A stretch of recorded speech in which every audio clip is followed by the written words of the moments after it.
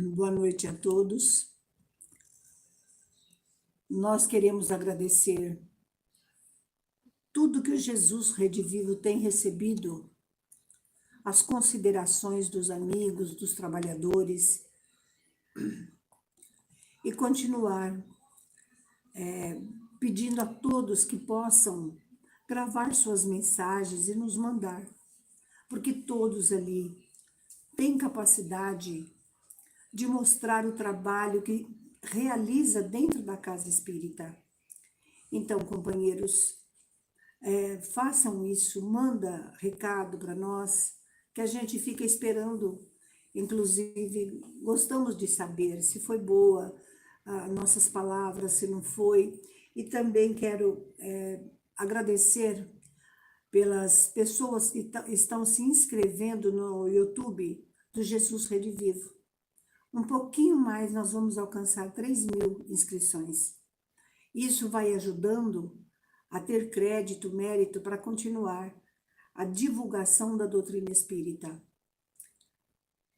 Eu quero também chamar a atenção para os domingos de manhã, que as mães possam entrar no YouTube e assistir a nossa Simone, porque ela faz um trabalho chamado Espiritinhas para criança.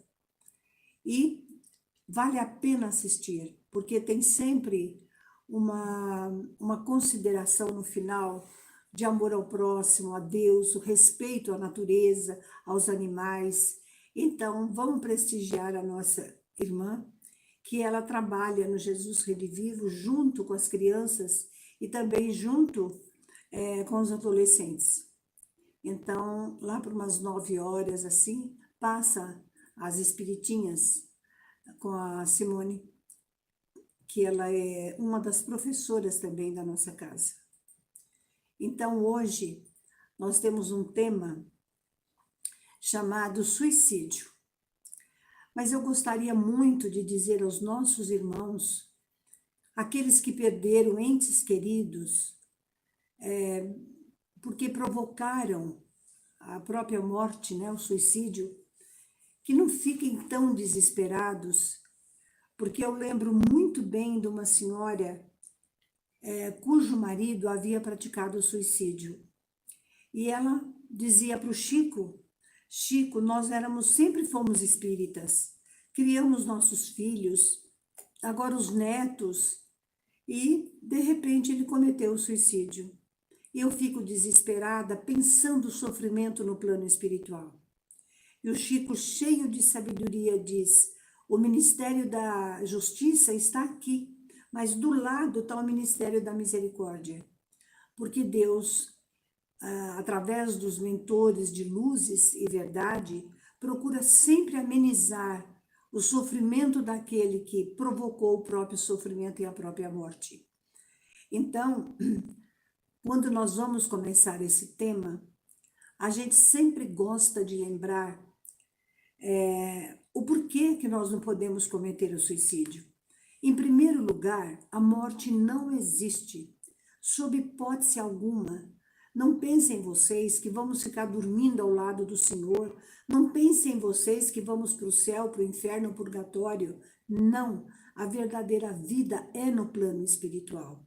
E deixou o Chico vamos dizer, centenas, milhares de mensagens de entes queridos provando a imortalidade da alma. Então, por que nós provocamos o suicídio e acabamos mais enfermos do que já somos? É devido aos chakras. O que seriam os chakras, irmãos? O chakra é o centro de força do nosso espírito, do nosso perispírito, que é o que reveste e dando forma ao espírito. Então, a gente tem esses pontos no nosso corpo, que são pontos energéticos. E quando nós tiramos a vida, alguma parte desses chakras, ou se não inteiro, nós acabamos lesando. E cada vez que nós lesamos um chakra, nós vamos, com certeza, provocar um grande sofrimento. Então, se vocês pudessem ver, eu não sei a altura do livro aqui, tá vendo? Olha, Isso são chakras, é desse livro, olha aí, chakras. Os hindus falam muito a respeito desses pontos na nossa vida, sabe? Que são, todos têm. Então, por exemplo, o coronário fica aqui, no alto da cabeça. Ele tem, vamos dizer, uma função de conduzir, não é, a vida, porque ali está o cérebro, está receptivo ao que o espírito, que a alma pensa. Então, aqui é o coronário, é bem no alto da cabeça. O frontal fica entre as sobrancelhas, tá vendo? Entre as sobrancelhas. Depois vem o laríngeo. O laríngeo é aqui, na altura da garganta. E depois vem o cardíaco, que já está falando, problemas cardíacos, né? Depois vem o esplênico. O esplênico, ele liga não só no baço, mas também ele pega a coluna vertebral. E outra parte é o chakra umbilical. E o último, né, é o esplênico, que pega a parte sexual. Então, vamos ver. Se eu, na hora do desespero, eu tomar um remédio ou tomar um veneno que vai mexer com todo esse chakra laríngeo, vai mexer com o cardíaco e pode mexer até com o esplênico, que faz parte também a parte digestiva. Então, eu lesei esse chakra, esse centro de força, porque eu provoquei a minha morte. E isto a Deus pertence, nós não temos esse direito. E se nós formos pensar bem o porquê que nós praticamos, não é, esse ato desesperado, a gente vai ver que no fundo nós somos egoístas, nós somos orgulhosos, porque nós ficamos contrariados em alguma coisa. E essa contrariação, ela vai trazer para nós uma ideia de fuga. Nós queremos morrer, nós queremos nos exterminar de vez. E isso não vai acontecer. Eu tenho conversado até com algumas pessoas que falam em suicidar-se e são mães. Eu digo, minha filha, se agora está difícil, vocês imaginem, agora você pode olhar para o teu filho, você pode conversar, você pode ajudar a fazer voltar a saúde, você pode, enfim, conviver com ele. Mesmo que passe muito tempo, que tenha desavenças, uma hora vocês se acertam. Agora, se você provocar o suicídio, imagine a barreira que vai encontrar. Você vai ver ele praticando algum ato que você poderia chamar a atenção, mas, no entanto, você não pode, por causa dessa barreira vibratória.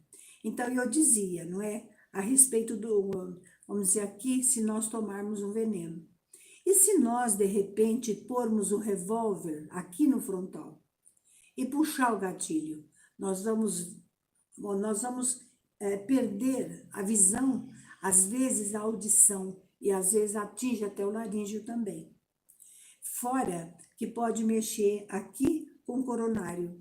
Então, nós vamos nascer com doenças que os médicos vão debruçar em cima e não vão conseguir entender o porquê disto, o que aconteceu, o que foi, não é, que provocou essa enfermidade.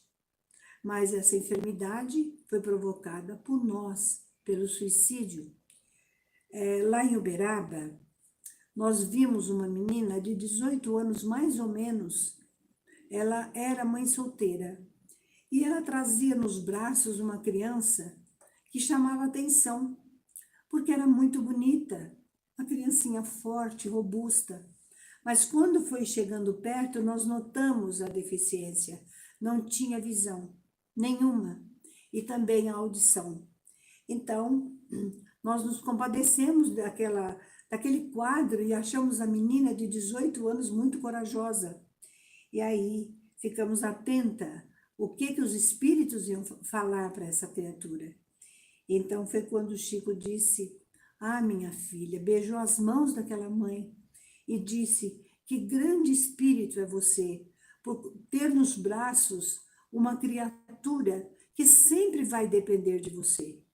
E ela respondeu, mas eu amo tanto o Chico, meu filho, que nada nesse mundo vai falar que foi sacrifício. É por amor. Aí o Chico beijou aquelas mãos e ela passou, parecia que ele transmitiu uma energia tão grandiosa para ela que ficou na nossa mente. E daí a pouco, o Dr. Bezerra de Menezes, querendo colaborar com nós, não é porque havia outras pessoas também em volta, ele disse o seguinte: essa criança estava sob a orientação desta menina, enfermeira. Ela era enfermeira no plano espiritual. E por ser enfermeira, ela cuidava dele. Mas ele sofria demais, porque a bala, o projétil, né, entrou e nunca mais a dor passava, a aflição passava. Foi quando os mentores disseram que só ele tendo um corpo para expelir aquela energia é que ele poderia ir se recuperando aos poucos. Olha, então nós não sabemos o tempo que levamos para recuperar a nossa saúde, não é? Após uma loucura desta. Então ela pediu que queria reencarnar. E aí a curiosidade bateu. Eu disse, mas ela não era parente? O Chico disse, só se for muito lá atrás. Porque agora, de momento, não, ela não é parente. Mas ela amava tanto aquele espírito que ela queria também dar uma prova de abnegação. E aí os mentores permitiram que ela reencarnasse como uma pequena missionária para ajudar aquele espírito a se reerguer. Então a gente vê as consequências de um suicídio. Há pessoas que usam essa parte da laringe para se enforcar. Se soubessem, com licença, gente, se eles pudessem imaginar o sofrimento que eles estão provocando para eles mesmos, seria assim. Para isso, ele teria que ler, que estudar um pouco a doutrina espírita. Eu acho que quem conhece um pouco a lei de Deus não tem coragem de tirar a vida, porque sabe que está arrumando sofrimento para si mesmo. Às vezes precisam 10 reencarnações, mais até, para poder recompor, tirar essas energias tão ruins de dentro de si, né? Então, a pessoa que se enforca, ela atinge o laríngeo. E aí também cria-se um problema, porque o sangue vai acumulando aonde? No cérebro. E aí ele pode nascer sofrendo das vias respiratórias e também ainda o cérebro poderá vir lesado. Então, toda vez que bater na nossa cabeça, não é? Uma coisa tão terrível assim, pensem, quem é que está me passando esse pensamento? Porque muitas vezes são espíritos que querem a nossa derrota. Então, a gente precisa pensar. E eu quero dizer também a vocês que tiveram, não é, o familiar dessa forma. Gente, todo dia, no mesmo horário, faço uma prece a Maria Santíssima e a Jesus entrega, pedindo por eles. É uma forma de nós estarmos ajudando mais depressa eles se recuperarem. Então, nós que somos pais, mães, aplique o evangelho dentro do lar. Ensina desde pequeno que existe um Deus, que existem essas leis, para que os nossos entes queridos, que estão sob a nossa égide, cresça não com esses pensamentos. Agora, existe um suicídio que é muito interessante, mas que André Luiz foi tido como suicida. Era terrível, porque quando ele partiu para o plano espiritual, ele foi para uma região muito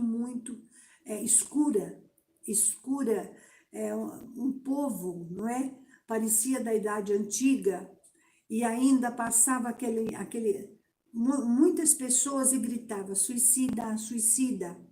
E ele ficava indignado, porque ele fala, o que eu mais queria na minha vida era viver. Por que me chamam de suicida? Mas ele fugia cada vez mais, porque ele não queria ouvir mais aquilo. E fora disto, quase sempre fica um gosto de sangue na boca. Então, além de ter esse gosto, a pessoa também passa a sentir o cheiro do sangue. Então, 8 anos André Luiz levou para poder começar a sentir que Deus existia, a sentir a presença de amigos espirituais que velava por ele, como era Clarencio, que era um espírito que o ajudou a sair daquela situação e o levou lá para o nosso lar. E quando ele chegou no nosso lar, ele havia uma ferida enorme no ventre, porque ele falecera devido a um câncer. Então, a primeira pergunta que ele fez foi esta: por que suicida se eu queria tanto viver? Aí eles explicam. Ele gostava do uísque e bebia. Todo dia bebia. Onde eu falo, comem cuidado, porque diz que o vinho é muito bom para a saúde, para o coração, mas nada está provado. Então, de repente, nós vamos naquele gosto, não é? Que nos agrada tanto, e nós podemos estar adquirindo a palavra suicida indireto. Então, cuidado com a bebida, cuidado com aquilo que nós ingerimos, porque pode nos fazer mal. Conta que Dr. Bezerra de Menezes estava lá na casa espírita fazendo uma palestra. O salão estava lotado. E quando ele terminou de falar com tanta coerência a respeito do Evangelho de nosso Senhor Jesus Cristo, um homem levantou e disse para ele: eu sou materialista. Eu desafio você para ir numa praça pública e debater comigo. Então ele disse, primeiro ele pensou, porque nós, para dar uma resposta, às vezes nós temos que, não é, elevar o pensamento a Deus e pedir inspiração. Então ele pensou, e depois ele respondeu: eu aceito, vamos dizer, a réplica, né? Mas se você trazer uma pessoa que o materialismo tirou do suicídio, da loucura, que o materialismo recompôs um lar, aí eu aceito. Mas se você não trouxer, não valeu a pena. E esse materialista marcou o dia. E ele foi para lá, doutor Bezerra foi. Mas cadê a pessoa? Ele não conseguiu uma criatura que o materialismo tivesse tirado, não é, da loucura, do suicídio e assim por diante. Então, a gente gostaria também de fazer alguns comentários a respeito do suicídio. Se nós pegarmos o livro do Evangelho segundo o Espiritismo, capítulo 5, fala a respeito do suicídio e da loucura. E eles explicam que a calma, a resignação, na maneira de encarar a vida, é o grande elixir, é o grande recurso que nós temos para preservar, para nos preservar da loucura e do suicídio. Então, a doutrina espírita nos oferece, não é, este recurso, porque nós vamos entender que a vida, tudo passa, e que toda vez que nós estivermos em sofrimento, gente, tudo vai passar, nada vai ficar. Então, nós precisamos pensar que a loucura são provocadas pelas vicissitudes que o homem não tem força de suportar. Ora, se nos falta força, pode saber que está faltando Deus dentro de nós.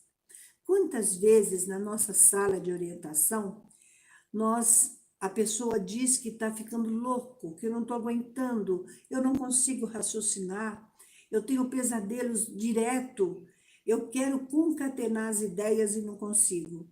E os guias espirituais dizem o seguinte: isto é porque o nosso irmão ou a nossa irmã está se afastando cada vez mais de Deus. Ora, Deus está sempre no mesmo lugar. Somos nós, pelas nossas precipitações, pelos nossos vícios, que nós pomos tudo a perder, porque nós afastamos da divindade, né? Então, graças à maneira que o Espiritismo nos faz encarar as coisas mundanas, a pessoa recebe com indiferença, até mesmo com alegria, os reveses, não é?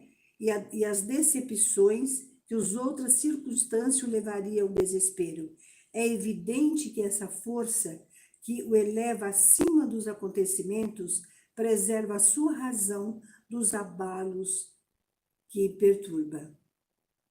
Eu lembro de uma pessoa de juventude, uma moça, em que ela dizia, ela namorava, se meu namorado me largar, eu juro que eu me mato. Mas ela já era espírita. E nós fazíamos evangelho todo dia às 6 horas. A gente fazia onde estivesse, mas no sábado, nós que éramos da mocidade, nos reuníamos lá na casa espírita para que nós pudéssemos conversar em torno do evangelho. Éramos em 5, 6 moças. Então, eu estranhava muito esse dizer e falava para ela, minha irmã, eu acho que você falando assim, você reforça em você mesmo a ideia. Isto porque Emmanuel nos ensina que cada vez, companheiros, que nós falamos, eu não suporto mais, eu não aguento mais, nós estamos dando a nossa sentença de criaturas frágeis, de criaturas que não conseguem realmente dar um passo adiante. Então, eu falei isso com ela e falei, você cada vez que fala, se ele separar, eu me mato, eu queria te fazer uma pergunta. A tua vida vale muito pouco. Porque se você se matar por causa de um namorado, como é que ele vai dar valor a você, se nem você dá? Mas um dia aconteceu, porque eram muito jovens também. E eles, então, realmente se separaram. E ela foi alimentando aquela ideia, de que não tinha mais prazer de viver. O evangelho nós rebatíamos, as outras companheiras também aconselhavam, e ela passou, então, ao silêncio. E nesse silêncio, chegou a notícia. Ela havia tomado um veneno porque ela queria parar de viver. Ela foi socorrida no pronto-socorro Tatuapé, porque nós morávamos ali para a Rua Vilela, e ela um pouco para cima, né, que hoje seria a Radial Leste, que não tinha radial na época. Então ela foi levada ao pronto-socorro. E felizmente, os médicos conseguiram tirá-la daquela situação. Mas nós prosseguíamos na oração, pedindo por ela, não é, que Deus ajudasse, que ela não viesse a desencarnar daquela forma. Então, ela voltou um pouco combalida.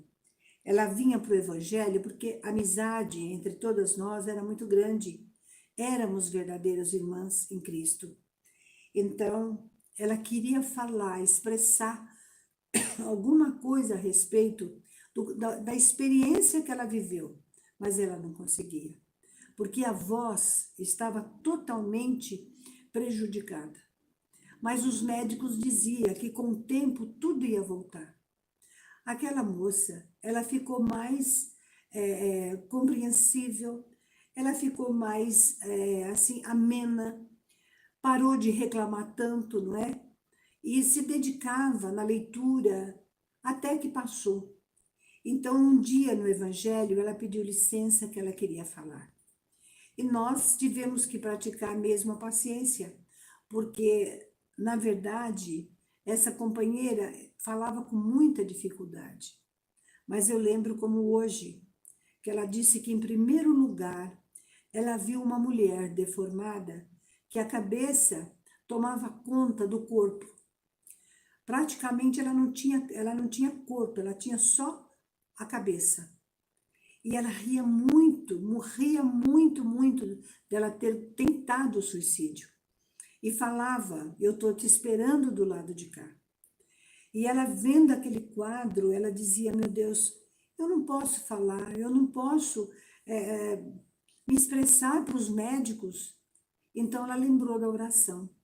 E ela disse, olha, nós que ficamos aqui de sábado orando e combinamos que todo dia às 6 horas nós faríamos uma oração aonde nós estivéssemos, eu quero dizer para vocês que na hora foi o que mais eu lembrei. Então, com o pensamento, eu voltei a Jesus. Em primeiro lugar, eu pedia perdão. Perdão pelas faltas, perdão por tudo que eu havia cometido, os pensamentos que eu alimentei. E eu vi que, afinal de contas, vocês tinham razão. A razão por quê? Eu não me amei, eu não respeitei o corpo que Deus me emprestou para eu viver aqui na terra. O sofrimento da minha mãe, dos meus irmãos, chegava até mim em forma de choro, e aquelas lágrimas parecia que caía na minha roupa e grudava. Então ela disse, se vocês soubessem o que é suicídio, ninguém faria isto. Mas nós queremos dizer que o tempo passa e tudo vai se resolvendo. Tudo, companheiros. Eu sei que muitas vezes nós mexemos até na ferida de mães, de irmãos, né, de esposo, esposa, mas não entrem em desespero.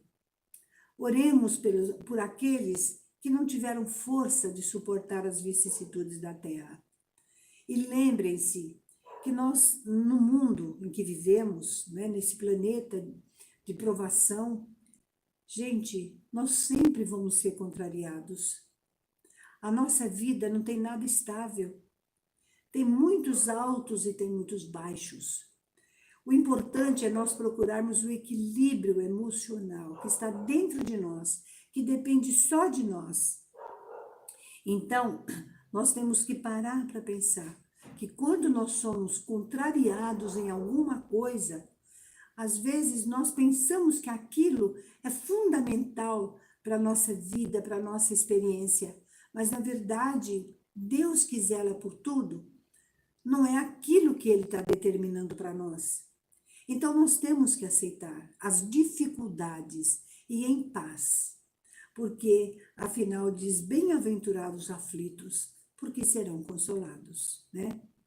Então, gente, a incredulidade, a simples dúvida quanto ao futuro, as ideias materialistas, em uma palavra, são os maiores incentivadores do suicídio. Elas produzem a frouxidão moral. Então, a incredulidade, a falta de religiosidade que traz para nós, não é, a espiritualidade, é a grande responsável pela ideia do suicídio. Se nós pararmos para pensar, o sacerdócio impôs para nós que nós podemos ir para o inferno. E o inferno significa eternamente o sofrimento, mas no fogo, em caldeirões com água fervente. E depois que nós crescemos, né, que estudamos um pouco a lei da matéria, nós começamos a entender uma coisa que é muito importante. Porque nós acostumamos com o nosso habitat. Então, se nós vamos ficar eternamente, para o resto da eternidade, naquele fogaréu, é mais do que certo que nós vamos acostumar com esse fogo. E acostumando com esse fogo, já vai deixar de ser tão cruel. Depois fala que os pecados menores nos levam a purgatório. Ainda o purgatório nos traz uma esperança, porque depois de um certo tempo, nós poderemos ir até para o céu. E lá no céu nós seremos felizes, nós vamos ter de tudo. Mas esse purgatório não é tão bom também, é quase como o inferno. Mas nós não vamos ficar lá eternamente como ensinavam. Então, depois de um certo tempo, nos leva para o céu. Lá no céu, eles falavam que tinha harpa direto. Aí nós começamos a pensar, gente, se no céu tem harpa direto, olha, nós vamos ficar pela eternidade afora escutando harpa? Não. Aí já passa a não ser tão céu, porque nós não queremos isso, ficar eternamente ouvindo harpa. Então é mais coerente a gente pensar e ver que aquelas psicografias que Chico Xavier trazia, naquelas mãos abençoadas, é o mais certo. Quando os espíritos diziam a verdadeira vida é aqui, papai e mamãe não morri como pensam. E assim vai mostrando, dando provas da imortalidade da alma. E só a esperança de um dia nós encontrarmos nossos irmãos, mesmo aqueles que cometeram suicídio, e que nós poderemos estender as mãos. Então, tudo isso nos dá uma força muito grande mesmo.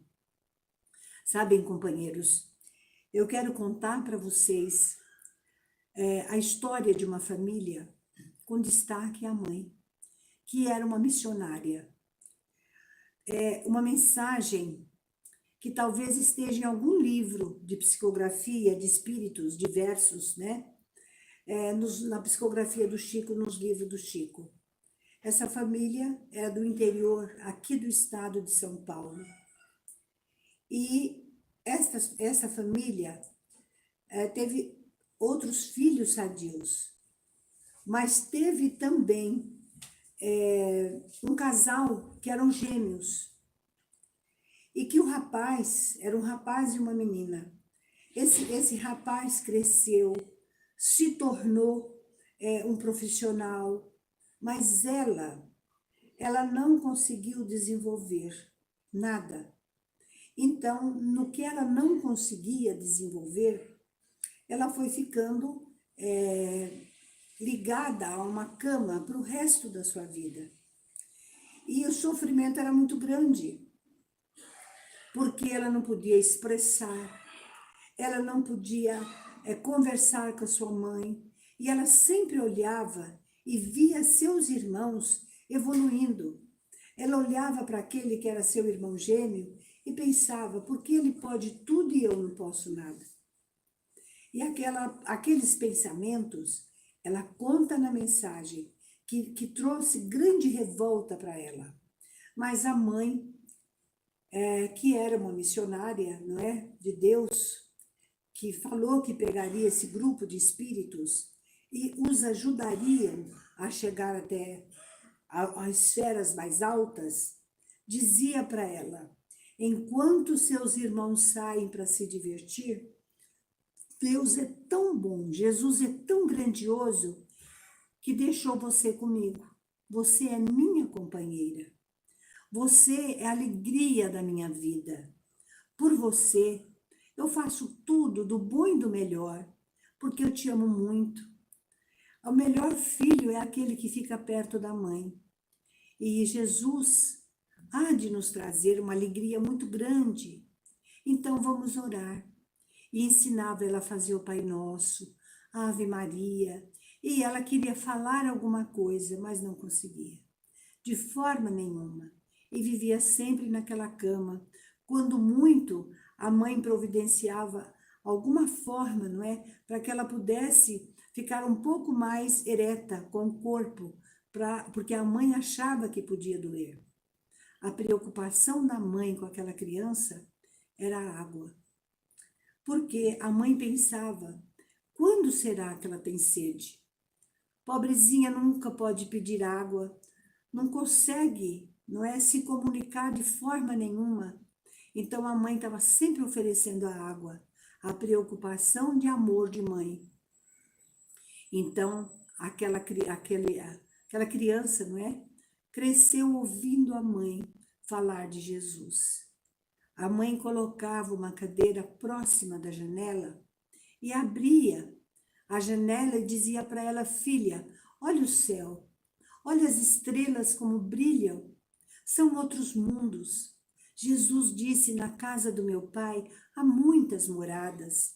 Não fica triste de você viver sobre esta cama, porque você é minha companheirinha, é a companheirinha dileta, porque eu posso falar com você, posso te contar essas histórias, não é? Sobre a vida de Jesus, o amor dos apóstolos pelo Evangelho. Então, filha, abranda seu coração e ouça, mamãe, eu farei tudo por você, para que você seja feliz. E com 24 anos, ela parte para o plano espiritual.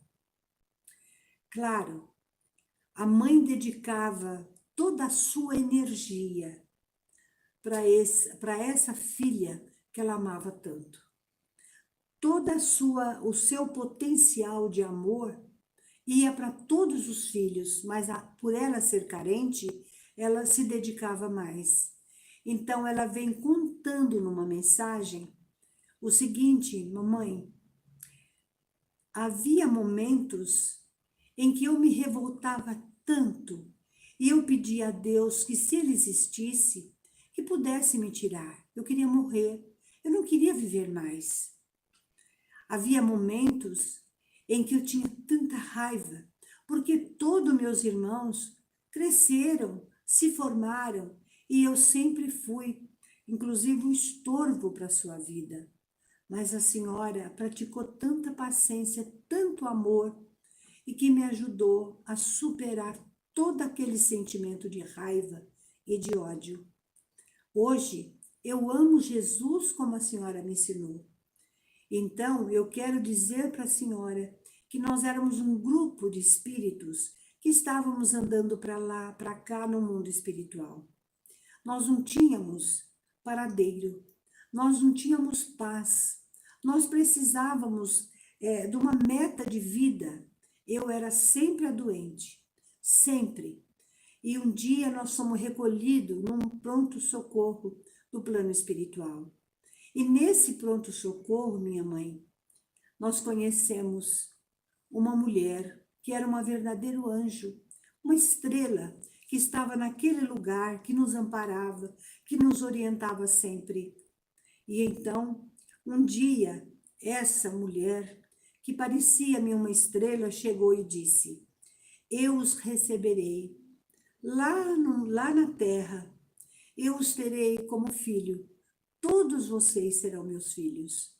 Mas, olhando para mim, disse: você será uma filha diferente, porque você está muito enferma. E esta enfermidade só vai passar quando você expelir toda essa energia negativa, porque você é muito rebelde.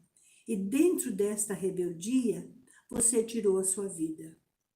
Você já teve uma encarnação, aonde você conseguiu expelir alguma coisa, mas é preciso que esta revolta que você dentro de você possa sair definitivamente.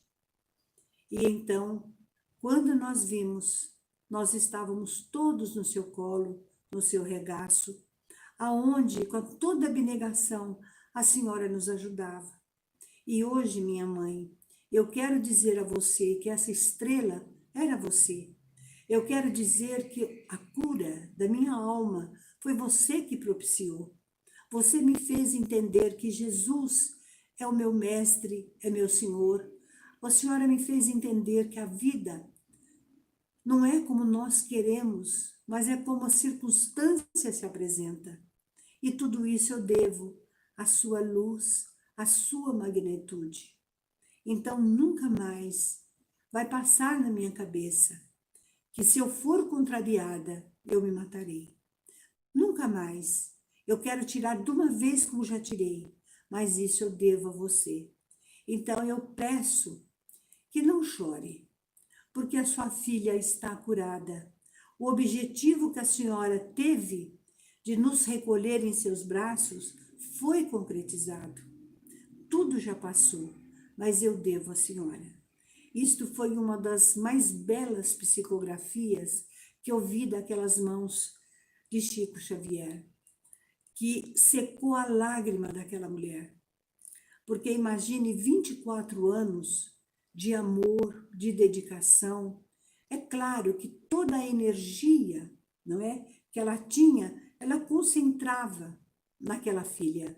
Porque os outros cresceram, aprenderam a se defender, trabalharam, criaram família, mas ela não. Ela precisava constantemente da sua presença.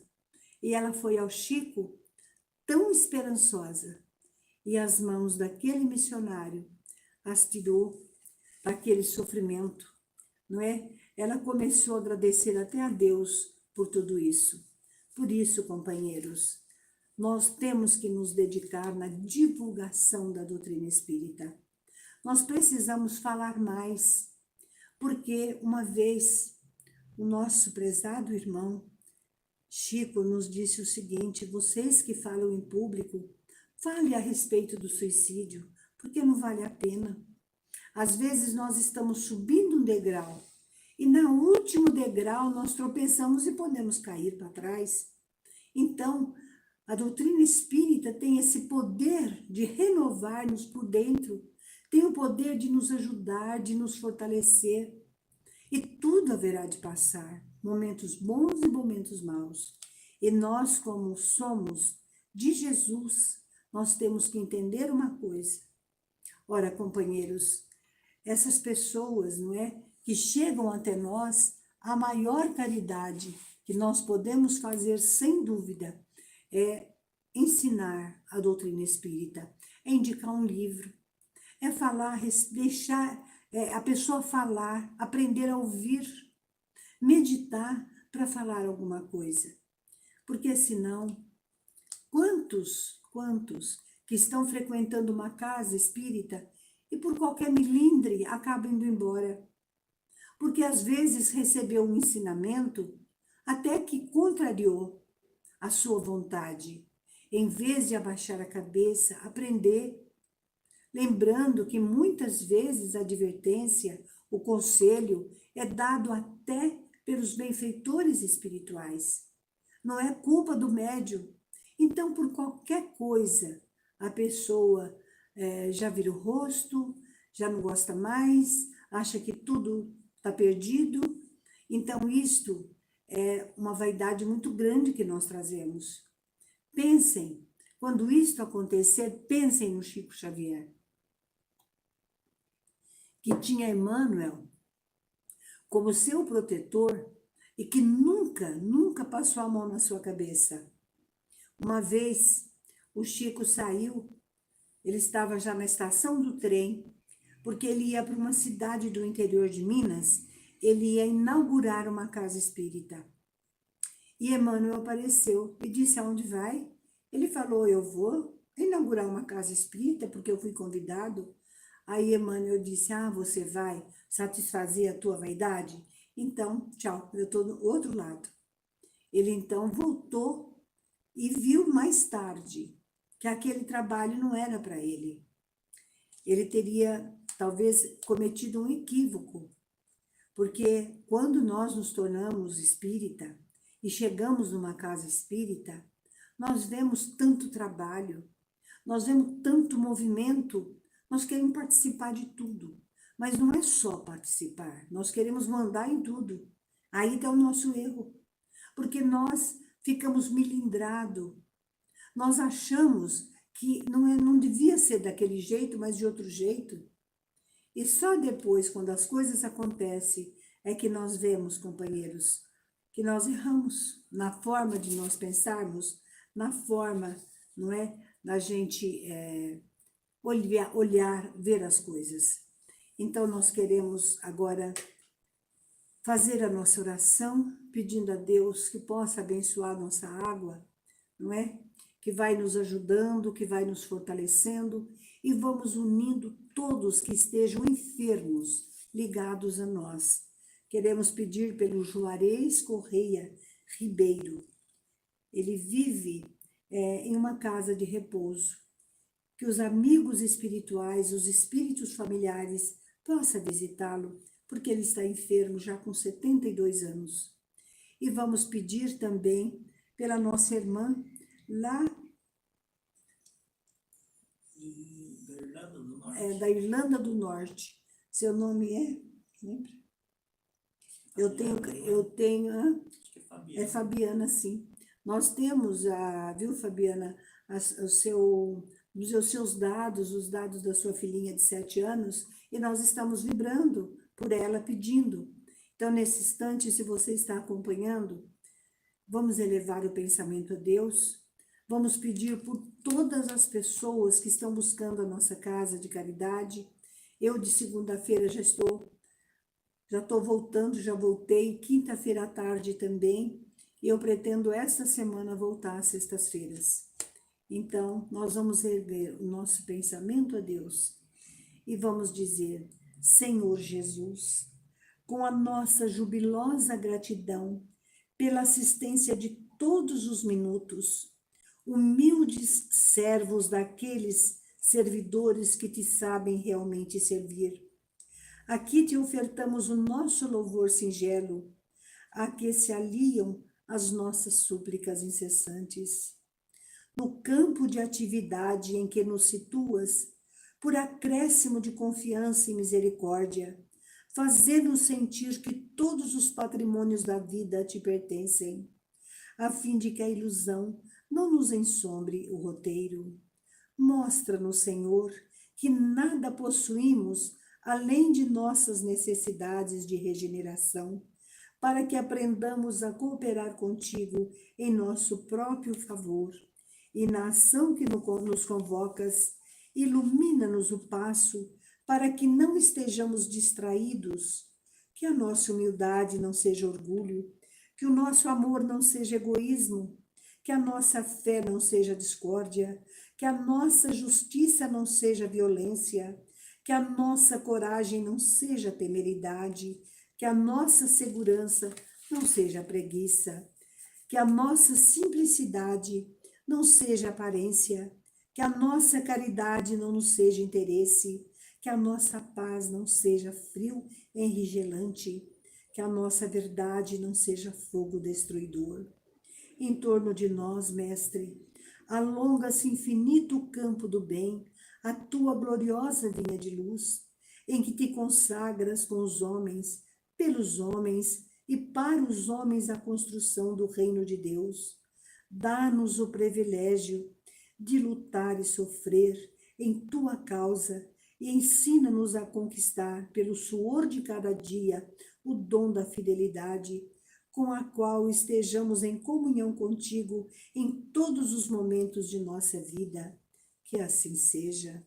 Ó Senhor, que esta oração chegue nesse instante em forma de luz, de paz, para todos aqueles que um dia aqui na terra, desgostosos da vida, aqueles que não aguentaram continuar no corpo físico, acharam melhor procurar a morte com as próprias mãos.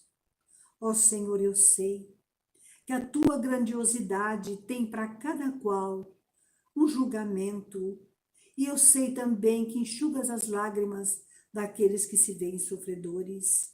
Então, por todos os suicidas, por todos esses que partiram da terra dessa forma, ó Mestre amado, que a tua luz sacrossanta possa iluminar essas vidas, purificando-as de uma forma ou de outra, e nos fortalece no caminho que nos colocaste.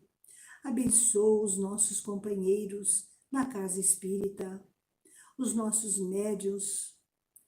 Abençoa também aqueles que se abnegam na cabeceira de um leito, aqueles que aderiram à medicina, que aderiram, enfim, a salvar vidas, a todos que trabalham na área de saúde.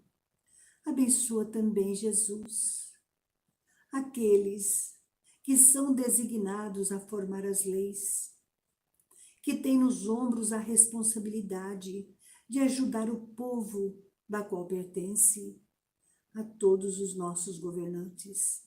Abençoa as eleições que se aproximam, porque o nosso Brasil haverá de acolher a todos os sofredores que busquem essa pátria maravilhosa. Assim se conosco, agora e para sempre, que assim seja. Muito obrigado, companheiros. Nós vamos tomar a nossa água e quero dizer para vocês que eu agradeço muito a presença de vocês e continuem inscrevendo no nosso canal YouTube, que aumentou um pouquinho. E nós queremos logo, logo estar com 3.000, né?